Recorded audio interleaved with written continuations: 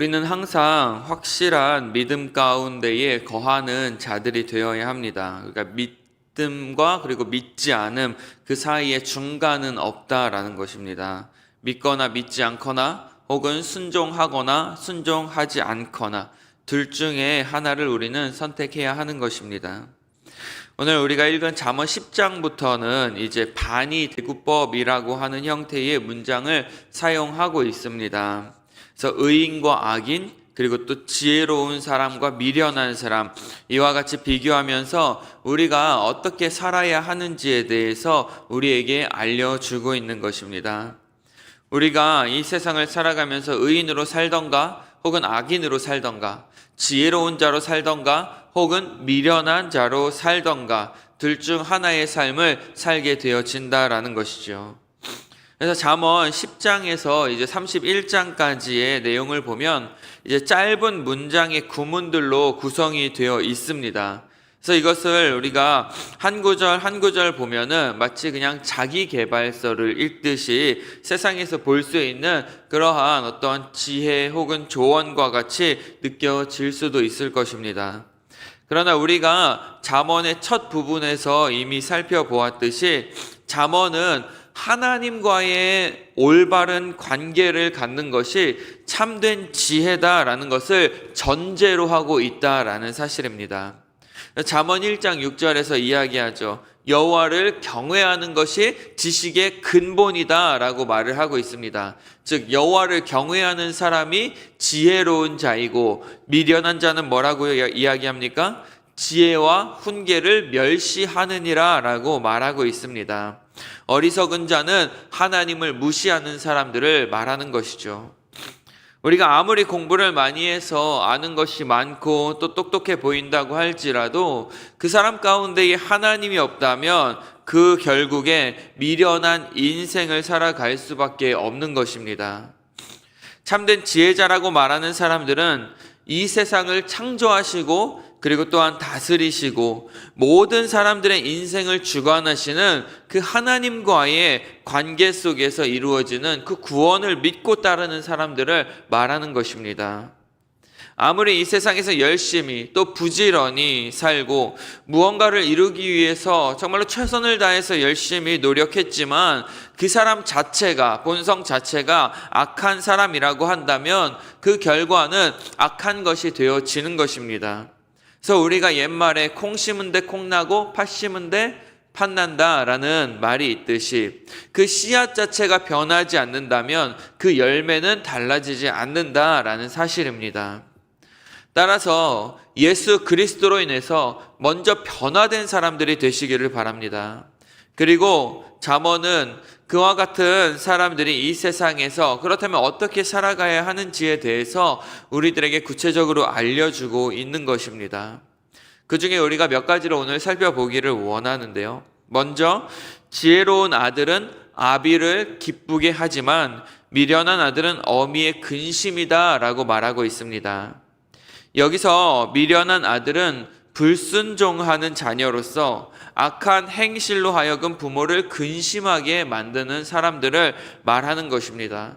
반면에 지혜로운 아들은 어떻습니까? 순종함으로 말미암아 부모의 뜻대로 살아가는 사람들입니다.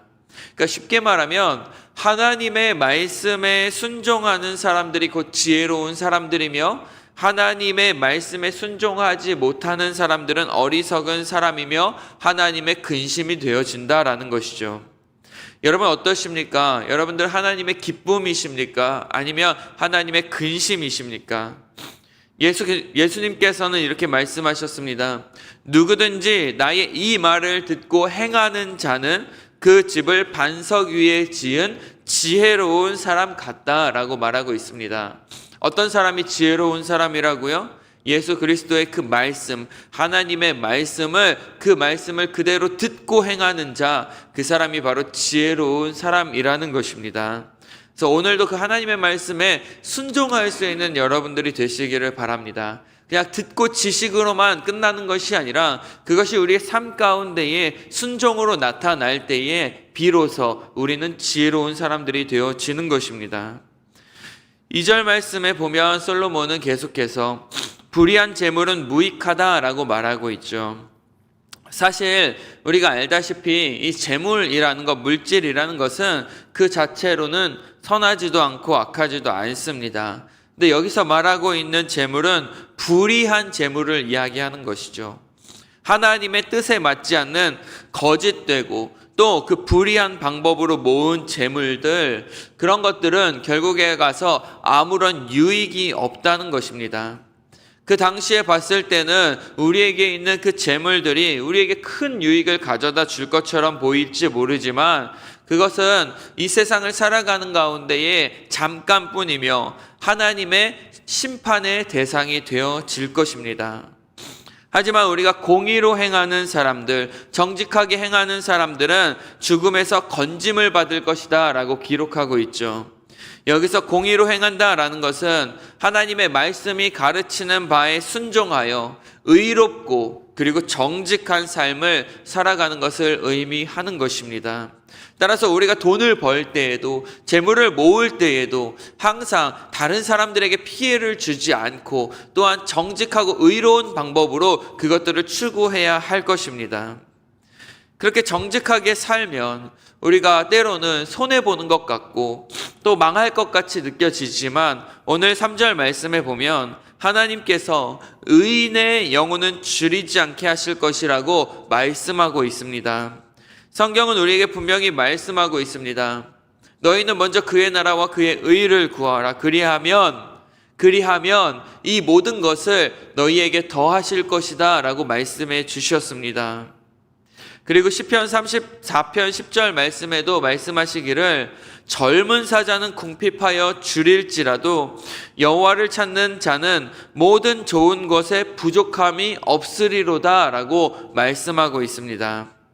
이스라엘 백성들이 광야를 걷는 그 40년이라는 시간 동안에 하나님께서는 그들을 부족함 없게 하셨고 그 옷이 헤어지지도 않고 그 발이 부르트지도 않게 해주셨습니다. 그리고 그 하나님께서 지금 우리와 함께하고 계십니다. 우리가 하나님과 함께한다면 하나님께서는 그와 동행하는 모든 자들에게 이와 같은 은혜를 베풀어 주실 것입니다. 여러분 혹시 물질로 인해서 근심하고 걱정하시는 분들이 계십니까? 어떻게 하면 내가 더 많은 물질을 모을까? 좀 더 내가 모으기 위해서 거짓을 일삼고 혹은 불법을 마다하지 않고 살아가는 사람들이 혹시 있지는 않습니까? 여러분 하나님을 믿는다고 하는 사람이라면 하나님께서 반드시 우리가 정직하게 행할 때에 우리의 인생을 책임져 주시는 공의로운 분이시라는 것을 꼭 믿으시기를 바랍니다. 그렇다고 해서 우리가 아무 일도 하지 않고 살아도 된다라는 말은 아니죠. 오늘 4절 말씀에 보면 손을 게으르게 놀리는 자는 가난하게 되고 손이 부지런한 자는 부하게 된다라고 말씀하고 있습니다. 하나님께서 기본적으로 만들어 놓으신 세상의 법칙이라는 것이 있습니다. 그래서 많이 일하는 사람은 많이 거두고 적게 일하는 사람은 적게 거두는 것이죠. 그렇지 않다면 우리는 열심히 일하고자 하는 사람이 아무도 없을 것입니다. 그 갈라디아서 6장 7절 말씀을 보면 이렇게 말하고 있습니다.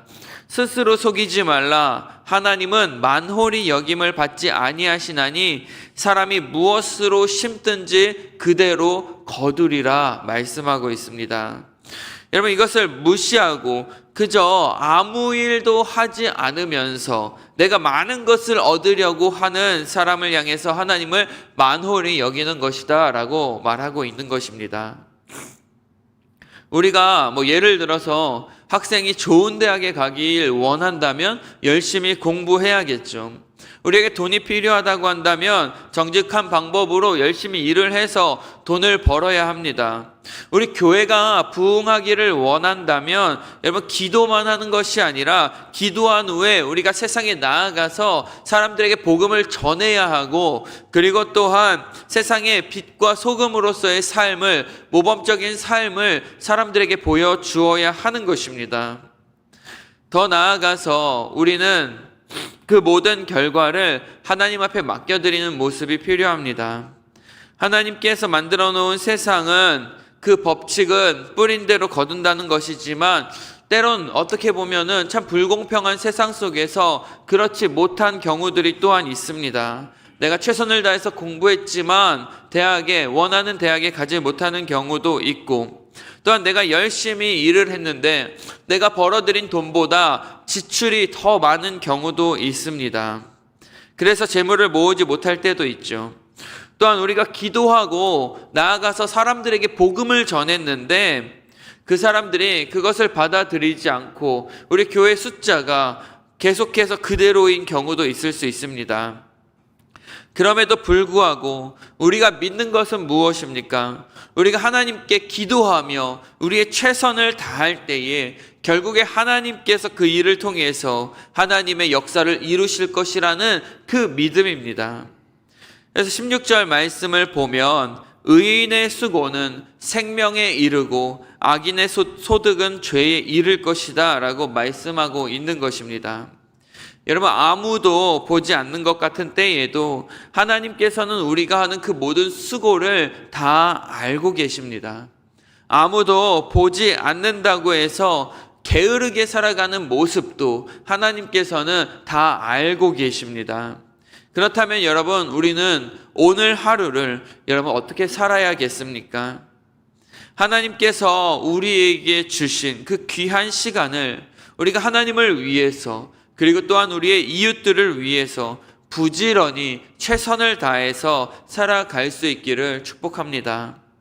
그렇게 하루하루 우리가 최선을 다해서 하나님을 위해 살아간다면, 하나님의 뜻을 이루며 살아간다면 우리의 자손들이 그런 우리의 삶의 모습을 기억하게 될 것이라는 것입니다.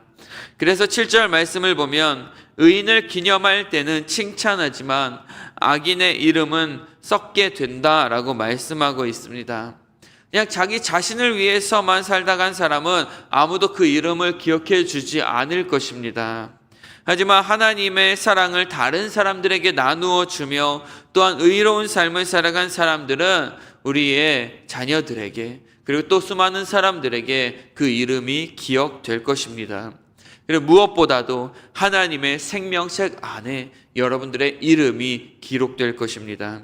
오늘 하루도 본문의 내용을 묵상하면서 정말로 지혜로운 자의 모습으로 살아갈 수 있는 저와 여러분들이 되기를 원합니다. 그래서 어떤 사람이 지혜로운 사람인가, 어떤 사람이 미련한 사람인가, 그것을 이제 앞으로 잠언 말씀을 통해서 우리가 같이 살펴보며 우리가 지혜로운 자의 삶을 살기로 결단하고 또한 살아낼 수 있는 저와 여러분들이 되기를 간절히 축복합니다.